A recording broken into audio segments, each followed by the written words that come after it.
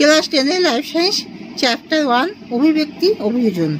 তোমরা সবাই মন দিয়ে শোনো আর লেখো, সবাই লাইক আর সাবস্ক্রাইবটা দিয়ে দাও। জীব বিবর্তন বা জীব অভিব্যক্তি কাকে বলে? যে মন্থর অথচ গতিশীল প্রক্রিয়ার মাধ্যমে পূর্বপুরুষ অর্থাৎ উদমশীল সরল জীব থেকে নতুন ধরনের অপেক্ষাকৃত জটিল জীবের উদ্ভব ঘটে তাকে জীব বিবর্তন বা জৈব অভিব্যক্তি বলে। দুইটি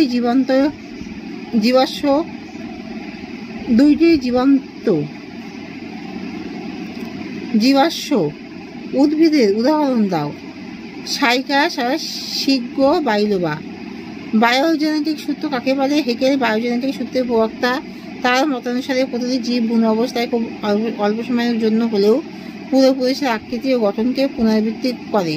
একে অন্টোজেনি, রিপিস ফাইলোজেনি বা বায়োজেনেটিক সূত্র বলে।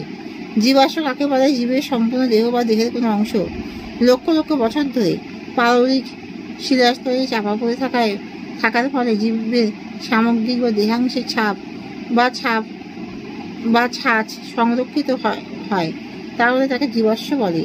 অপসারী অভিব্যক্তি কাকে বলে? উৎপত্তি গঠনগত একই রকমের অঙ্গযুক্ত জীব দেহে বিভিন্ন পরিবেশে অভিযোজনের জন্য যে বিবর্তন দেখা যায় তাকে অপসারী অভিব্যক্তি বলে। ভেনাস হৃৎপিণ্ড কাকে বলে? উদাহরণ দাও। মাছের হৃৎপিণ্ডে সর্বদা কার্বন ডাই অক্সাইড সমৃদ্ধ রক্ত প্রবাহিত হয়, তাই মাছের হৃৎপিণ্ডকে ভেনাস হৃৎপিণ্ড বলে।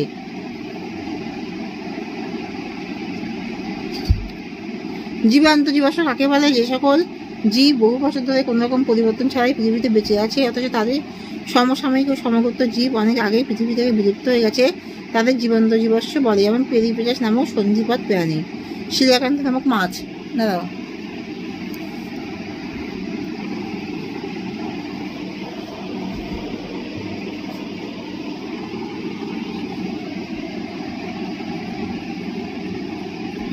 প্রাকৃতিক নির্বাচনবাদের প্রবক্তা কে? Charles Darwin.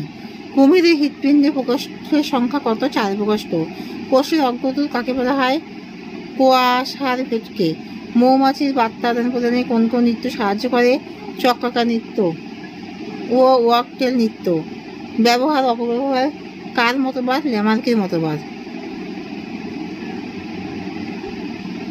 মৌমাছি চক্রাকার নৃত্য সাহায্য করে খাদ্যের সন্ধানে।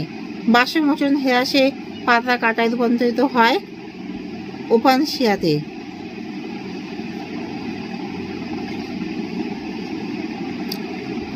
সমস্ত অঙ্গ হলো তিমির, প্যাজেল, পাখির ডানা, মানুষের হাত। তাহলে এখানেই শেষ করলাম।